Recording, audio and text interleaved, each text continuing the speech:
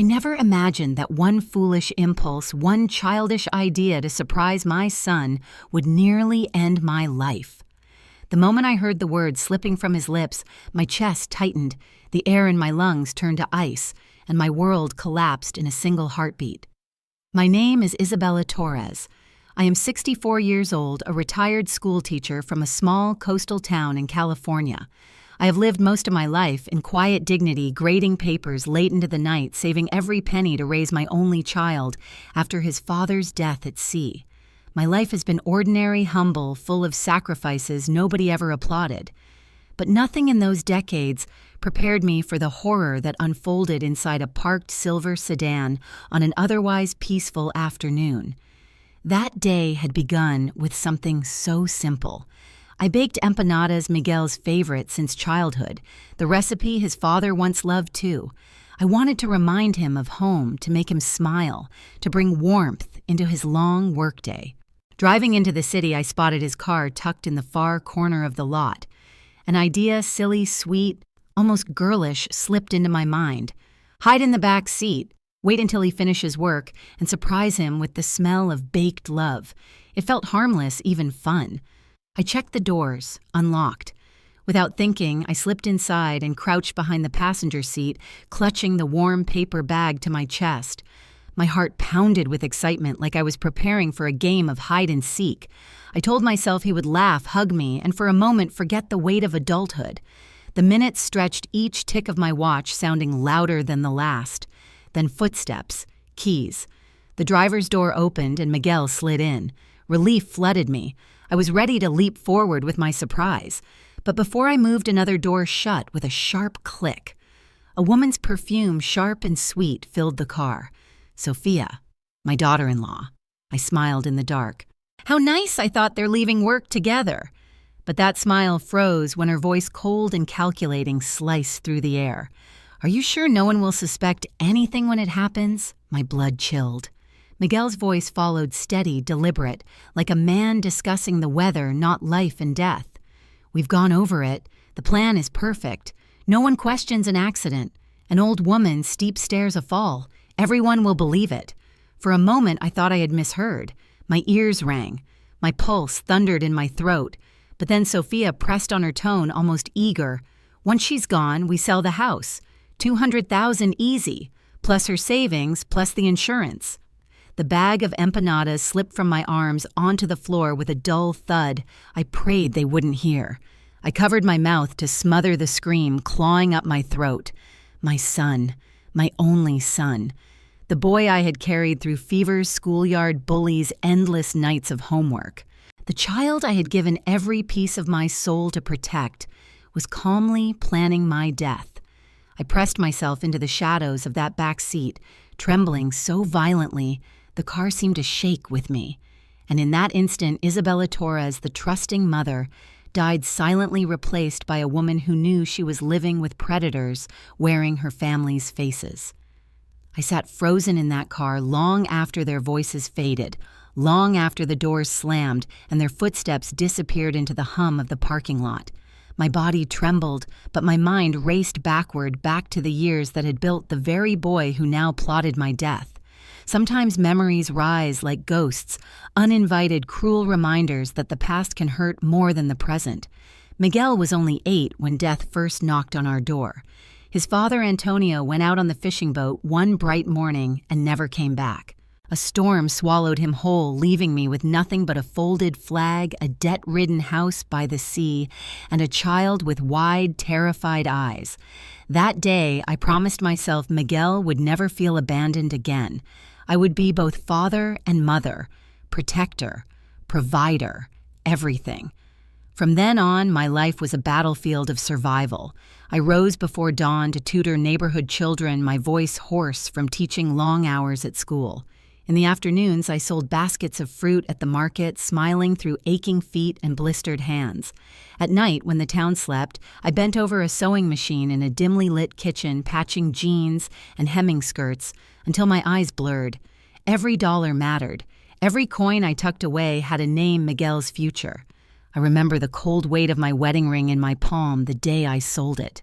It was the only piece of jewelry Antonio had ever given me, a circle of gold I once believed would last forever. I watched the pawnshop clerk weigh its scribble numbers on a slip of paper and hand me cash, just enough for Miguel's first semester of college. I told myself it was worth it. I told myself a ring meant nothing compared to a boy's dreams. And in that moment, I believed it. Not everyone did. My older brother, Carlos, called me foolish. His wife, Veronica, sneered at my patched dresses and calloused hands. "You can't buy yourself dignity," she once said, tossing her perfectly manicured fingers in the air.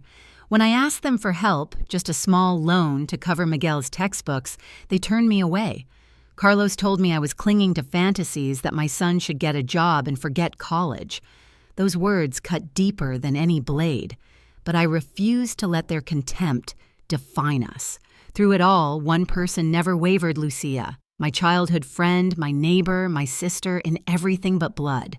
She became a nurse, strong and steady, and when I nearly collapsed from exhaustion, she was the one who dragged me into her kitchen, forced tea into my hands, and reminded me that I was not alone.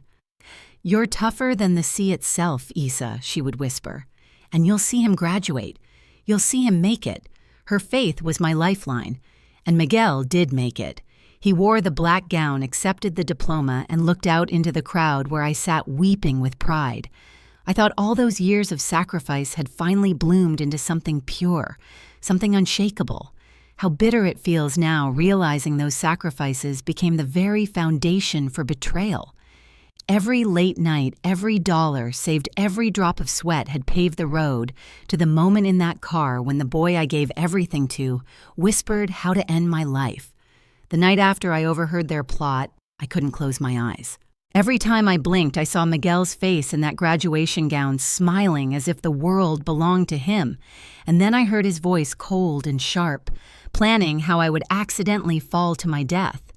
The memories and the present twisted together until I no longer knew which hurt more, what he had said, or the fact that I should have seen it coming, because the signs were there.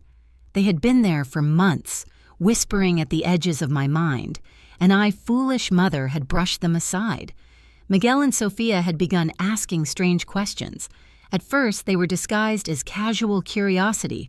"Mom, have you ever thought about the value of this old house by the ocean?" Or, "Do you keep your savings in a bank account or a safe? You know, just in case." I thought they were concerned.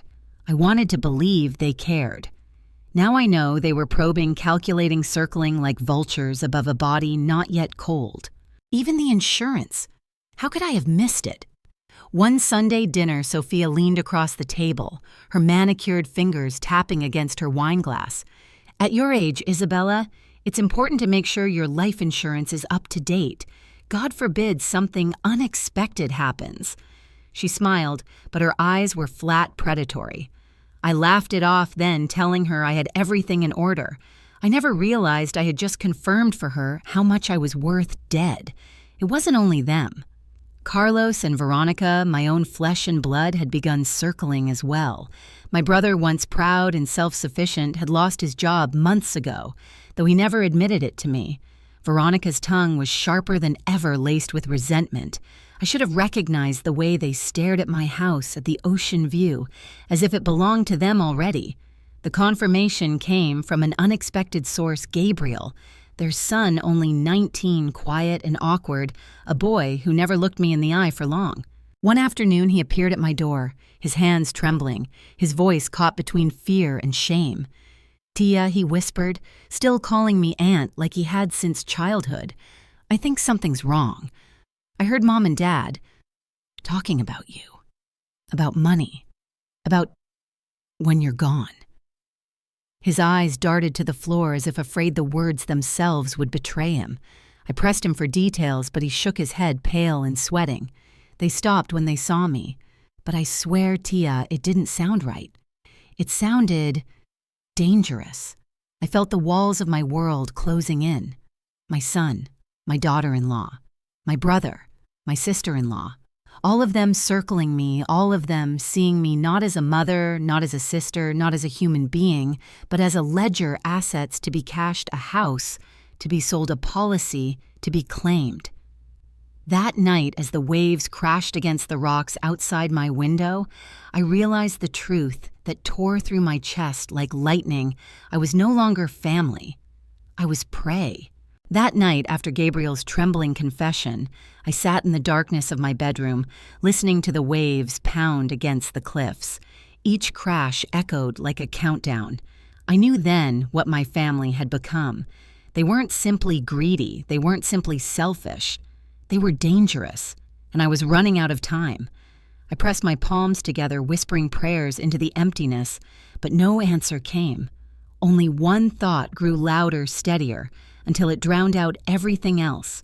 If they want me dead, then I must die on my own terms. The next morning, I went to see Lucia. She had been my anchor since we were girls, the friend who never judged me, the neighbor who carried soup across the fence when I was too tired to cook. Now retired after decades as a nurse, she was the only person in this world I could trust with the unthinkable. When I told her what I had heard in the car, her face drained of color. "Isabella, that's madness. No child would—" She stopped when she saw my eyes. The words stuck in her throat. She believed me. "And what are you going to do?" she whispered. "I'm going to die," I said. The words felt heavy, final, but strangely freeing. Not for real, but enough for them to believe it, enough to draw them out. Lucia shook her head violently. "Isa, that's insane. Faking death. Do you realize the risk if anything goes wrong? If I do nothing, they'll kill me," I interrupted. "If I wait, I'll end up at the bottom of my own staircase. At least this way I choose the moment. At least this way I take back control."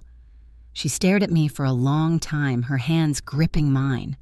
Finally, with a sigh that carried the weight of all our years, she nodded. "Then we'll do it together, but we'll do it safely." That's when she mentioned Dr. Ethan Rivera, an old colleague, a quiet man with kind eyes and a reputation for discretion.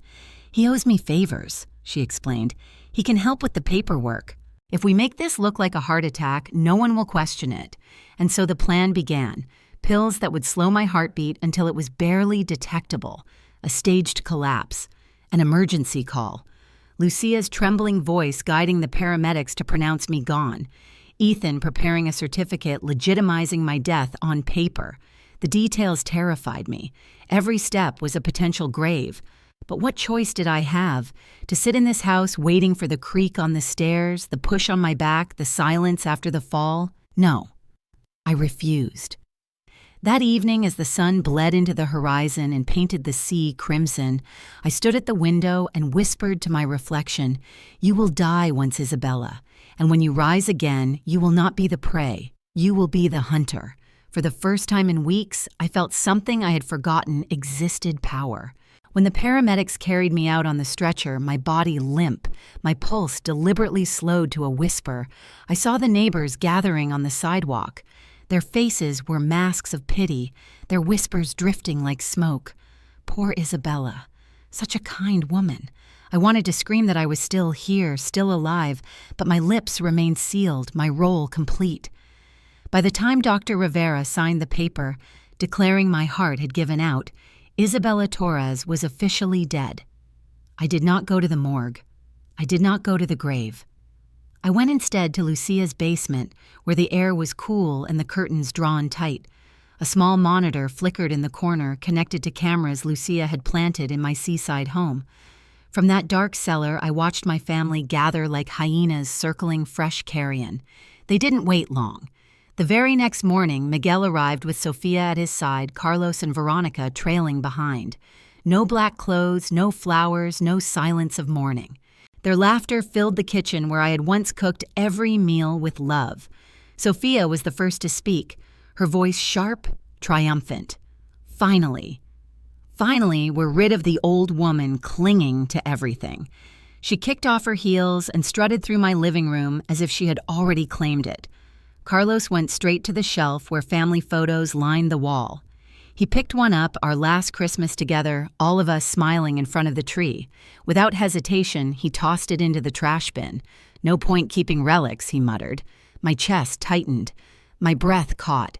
That photograph had been my anchor proof that once, even briefly, we had been a family. Now it lay crumpled among coffee grounds and torn envelopes. Miguel played his part for the outside world. Through the cameras, I saw him step out onto the porch, face solemn as he shook hands with a neighbor. "Thank you," he said gravely. She was my whole world. But the moment the neighbor left, his mask cracked. He slipped his phone from his pocket, dialing swiftly. His voice changed eager, electric. "Yes, this is Miguel Torres. I need to file a claim on my mother's policy. How soon can we expect the payout, my son?" My boy. Speaking of my death as if it were a business deal, as if I were nothing but numbers on a check. In the corner of the feed, I noticed Gabriel. My nephew sat on the edge of my old bed, his hands pressed to his face. His shoulders shook, silent sobs racking his frame. He was only 19, too young to carry such a burden, too young to realize that loyalty to family can be poisoned by greed. Watching them divide my life, my furniture, my jewelry, my very house, as though I were already ashes, I felt something shift inside me. Grief turned to fire. Heartbreak hardened into resolve. They thought they had buried Isabella Torres, but in that basement I was rising again, stronger than ever. From the basement, I watched them strip my life bare. Each laugh, each greedy gesture carved deeper wounds into my soul, but with every wound came a new clarity. It was not enough to survive. It was not enough to know the truth. I wanted the world to see them for what they truly were. I wanted justice, not whispers. Lucia was the one who planted the seed. "Isa, if you confront them alone, they'll twist the story. They'll call you crazy. They'll bury the evidence. But if you make this public..." She let the words hang in the air, her eyes burning with the same outrage that boiled inside me. That's when she called Elena Cruz. I had seen her face on television before, an investigative journalist, sharp, relentless, the kind of woman who could peel lies away like old wallpaper. When she arrived at Lucia's kitchen, her notepad already open, I felt the shift in the air. She wasn't just listening, she was collecting ammunition, misses. "Torres," Elena said, her pen racing across the page. "This is more than betrayal. This is conspiracy, fraud, attempted murder. If we do this right, your story won't just save you, it will expose them." For the first time since this nightmare began, I felt hope pierce the darkness. Elena connected with the police officers who agreed to remain silent until the moment of revelation. The plan was daring, almost theatrical. My family believed I was ashes scattered in the sea. They would be summoned to my house for the reading of a non-existent will. They would sit in my living room, smug and ready to divide the spoils, when the door would open and I would walk in, not as their victim, but as their accuser, with cameras and law on my side. The final piece fell into place unexpectedly. Gabriel. One evening, pale and trembling, he returned to Lucia's house. "Tia!" His voice cracked. He pulled crumpled papers from his backpack, hands shaking. "They made me sign something. I didn't understand at first. But it's fraud. They used my name." My heart broke for him. He was only 19, trapped between blood and conscience. Tears slid down his cheeks as he whispered, "I don't want to be like them." I pulled him close, his shoulders quivering beneath my arms. "You won't be, I promised. You will be the reason the truth comes out." With Gabriel's testimony, the recordings, and Elena's cameras, the noose tightened around their scheme. Every detail was rehearsed, the timing, the signal for the police, even the angle of the cameras to capture their faces when I stepped back into the world they thought I had left forever. On the night before the confrontation, I sat by Lucia's window watching the moonlight shimmer across the waves. My heart pounded, not with fear, but with anticipation. They had written me off as dead. Tomorrow I would rise again, not quietly, but in a blaze so bright it would burn away every lie. For the first time, I felt ready not to hide, not to run, but to fight. The day came like a storm I had been waiting for all my life. The sky above the coast was gray, heavy with clouds, as if nature itself knew justice was about to descend. My heart beat so hard I thought it would crack my ribs, but it was not fear anymore. It was anticipation, sharp and electric. By 3 o'clock, they were all there. Miguel in my armchair, his face wearing that false dignity of a man who thinks he is in control. Sophia beside him, draped in a silk blouse too bright for mourning, her lips curled in satisfaction. Carlos and Veronica on the sofa already whispering about what should be sold first, the house or the jewelry. They thought they had won. They thought Isabella Torres was nothing but a name on a stone. Outside, Elena Cruz and her camera crew crouched ready, their equipment humming quietly. 2 officers waited at the porch, hands on their belts, faces carved in stone. And I, hidden until this moment, stood at my own front door, key trembling between my fingers. Inside, Miguel's voice carried through the walls. As the sole heir, I'll manage the accounts. But we all agreed to split 25% each for Carlos and Veronica. Sophia and I will handle the house sale. Insurance will come in soon. That was the moment. I turned the key slowly. The lock clicked like thunder in silence. Heads jerked toward the sound. And then step by step, I walked in. The room froze. Sophia screamed first, a shrill sound that tore through the air. Dios mío, a ghost! She stumbled backward, nearly tripping on the rug. Carlos's mouth opened, but no words came. His face drained of color until he looked like stone. Veronica's body slumped against the cushions, her eyes rolling back. She fainted before she could even speak. And Miguel, my son. His hands shook so violently that the papers fell from his lap. His lips parted, whispering, "Mom, but you're dead. You're dead." I stepped further into the room, each footfall steady, deliberate, cinematic. "No, Miguel," I said, my voice calm, almost cold. "I'm very much alive." And I heard everything. Elena burst through the door with her camera's red lights flashing. "This is Channel 7 News Live from Santa Rosa." Her voice rang where the woman you are seeing was declared dead just last week. I raised a small recorder from my purse. With one click, the voices filled the room, Miguel and Sophia plotting my accident, Carlos and Veronica mocking me as stingy. The sound bounced off the walls like knives. Then Gabriel entered quietly, his young face pale but determined. "It's true," he said, his voice breaking. "They forced me to sign fraudulent papers. I couldn't stay silent anymore." The officers stepped in. "Miguel Torres, Sofia Alvarez, Carlos Torres, Veronica Lopez, you are under arrest for conspiracy to commit murder and insurance fraud." Handcuffs clinked. Faces twisted in horror. Cameras captured it all, their downfall, my resurrection. And in that living room where they once plotted my death, I claimed back my life. The handcuffs clicked, the cameras rolled, and in that instant the power shifted forever. For years they had seen me as weak, as expendable, as a number on a policy, and the deed to a house. But now, in front of the world, they were stripped bare. Greed exposed, lies undone. The trial came quickly. The evidence Elena had gathered, recordings, video feeds, Gabriel's testimony, was irrefutable. I sat in the courtroom, hands folded in my lap, listening as the jury delivered the verdicts. Miguel, 20 years, Sophia, 15, Carlos, 12, Veronica, 10. When the gavel fell, I did not cheer. I did not smile. Justice does not erase betrayal. But it gave me something I had thought I lost forever, freedom. Gabriel moved in with me soon after. His eyes still carried the shadows of that terrible night, but when he called me Tia, his voice softened. Over time, the word shifted. One evening at dinner, he looked at me with tears in his eyes and whispered, "You're more of a mother to me than they ever were." My heart cracked and healed all at once. He was my second chance. I sold the old house by the sea, the house where joy and terror had both lived in its walls. But I refused to let its value rot in greed the way they wanted. Instead, I used it to plant something new, the Torres Scholarship Fund for the children of fishermen and laborers in our town.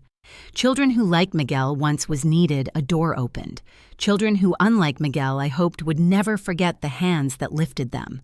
Lucia never left my side. She reminded me that strength is not born alone.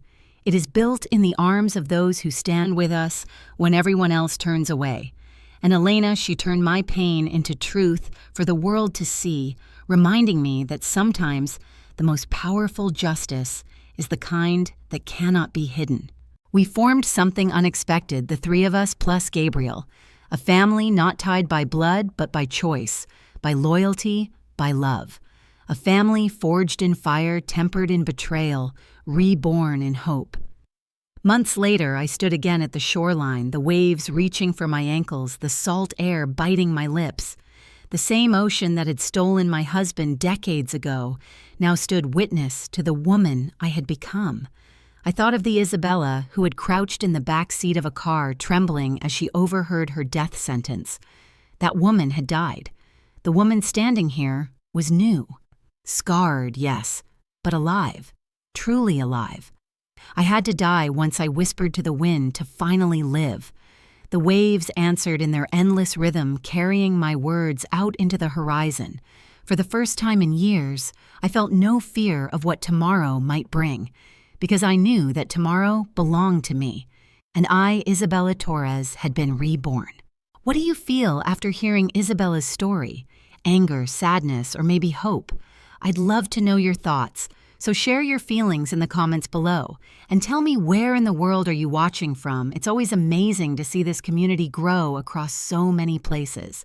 Don't forget to subscribe to Everyday Family Conflicts for more powerful stories that touch the heart and spark conversation.